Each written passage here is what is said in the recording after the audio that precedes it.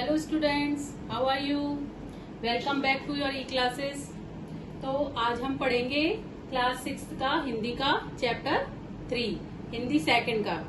ठीक है, तो चैप्टर का नाम है शब्द विचार। पिछले 2 चैप्टर में हमने वर्ण पढ़े थे, भाषा पढ़ी थी। तो अब इसके आगे वर्ण से ही बनते हैं शब्द। तो शब्द की पहले हम डेफिनेशन देखेंगे, इसकी क्या परिभाषा है। वर्णों का समूह जो निश्चित अर्थ देता है शब्द कहलाता है। तो वर्णों का समूह माने वर्ण जब मिलकर एक ऐसा समूह बनाते हैं जिसका कि कोई निश्चित अर्थ हो, तो वो ही शब्द कहलाते हैं। जैसे कि ये शब्द है लड़का, तो लड़का जो शब्द है वो मिलके बना है वर्णों से। ये वर्ण है ल प्लस अ प्लस ड प्लस अ प्लस क प्लस आ। तो इसमें ल है, इसका मतलब इसमें कोई मात्रा नहीं है तो छोटा आ होता है। जिसमें कोई मात्रा नहीं लगी होती है उसका मतलब उसमें छोटा आ लगा होता है। फिर रा, ऐसे इसमें छोटा आ लगा है, इसमें बड़े आ की मात्रा बनी है। तो ये मिलकर क्या बन गया? लड़का। तो ये शब्द ऐसा है लड़का। लड़का मतलब कोई भी लड़का, तो उसका अर्थ है। तो ऐसे वर्णों का समूह जिसका कोई अर्थ होता है वही शब्द कहलाता है। अब आता है पद। पद क्या होता है? शब्द जब वाक्य में प्रयुक्त होते हैं तो पद कहलाते हैं। अब ये शब्द जो है, ये छोटे छोटे शब्द मिलकर एक वाक्य बनाते हैं, तो उसको हम पद कहते हैं हिंदी में। जैसे कि रमा गाना गाती है, ये अलग अलग शब्द है। रमा, गाना, गाती और है, तो ये अलग अलग शब्द मिलके क्या बना रहे हैं? एक वाक्य बना रहे हैं कि रमा गाना गाती है, ये एक पद बन गया।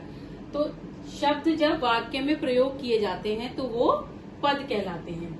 ठीक है, अब आता है शब्दों का वर्गीकरण कि शब्द किन किन प्रकार के होते हैं, कैसे उनकी उत्पत्ति हुई, उत्पत्ति के आधार पर, अर्थ के आधार पर कई प्रकार के जो होते हैं वो शब्द होते हैं। तो सबसे पहले हम देखेंगे उत्पत्ति के आधार पर शब्दों का वर्गीकरण। उत्पत्ति माने किस प्रकार शब्द बने, कहाँ से शब्द आए, कैसे ये बने, उसको हम पढ़ेंगे। तो सबसे पहले होते हैं उत्पत्ति के आधार पर तत्सम शब्द।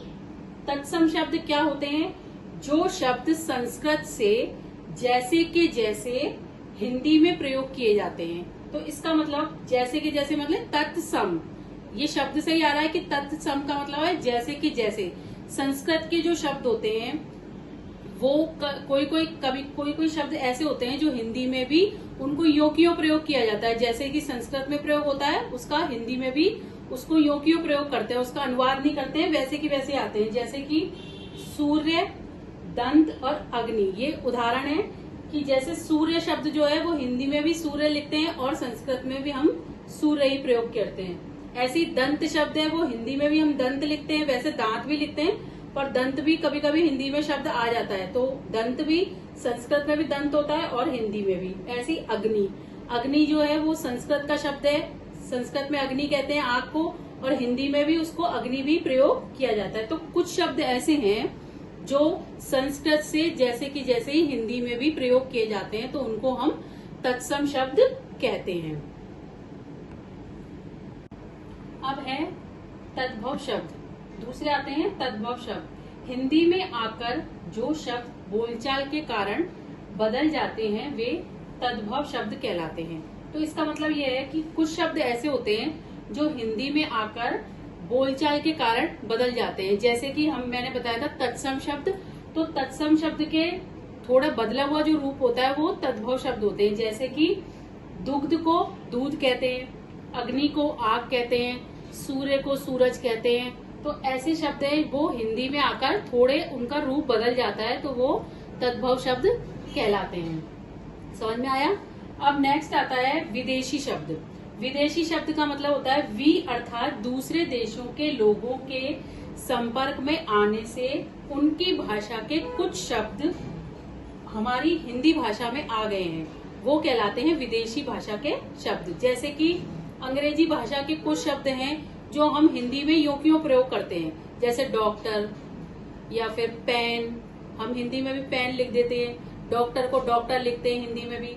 तो ये जो शब्द होते हैं वो विदेशी भाषा के शब्द कहलाते हैं। केवल अंग्रेजी के नहीं, और भी कई भाषा है, पुर्तगाली भाषा है, अरबी भाषा है, तुर्की भाषा है, कई शब्द ऐसे हैं जो हमें पता नहीं होते कि ये दूसरी विदेशी भाषा के शब्द है।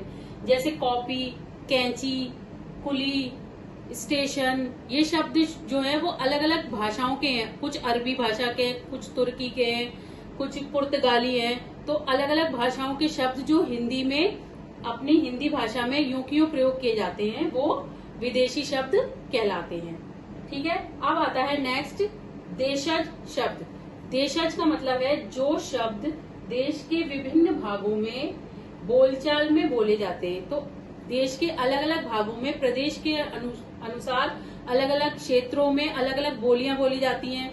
धौलपुर में जैसे धौलपुरी बोली जाती है, अलग अलग मेवाड़ में मेवाड़ी, ब्रजभाषा। तो इनमें जो अलग अलग भाषाओं के रूप में जो बोलचाल में शब्द अपने प्रचलित हो गए वो देशज शब्द कहलाते हैं। माने देश में ही अलग अलग देश के अलग अलग भागों में जो बोलचाल में बोले जाते हैं वो देशज शब्द कहलाते हैं। जैसे कि लोटा, थैला, पगड़ी, आटा, खिड़की, पलंग, ये सब शब्द जो है वो अलग अलग जगह पे अलग अलग बोले जाते हैं, तो वो देशज शब्द कहलाते हैं। ठीक है, तो ये हमारे उत्पत्ति के आधार पर 4 प्रकार के हुए, तत्सम, तद्भव, देशज और विदेशी। तो ये चारों शब्द जो है उत्पत्ति के आधार पर शब्द का वर्गीकरण है।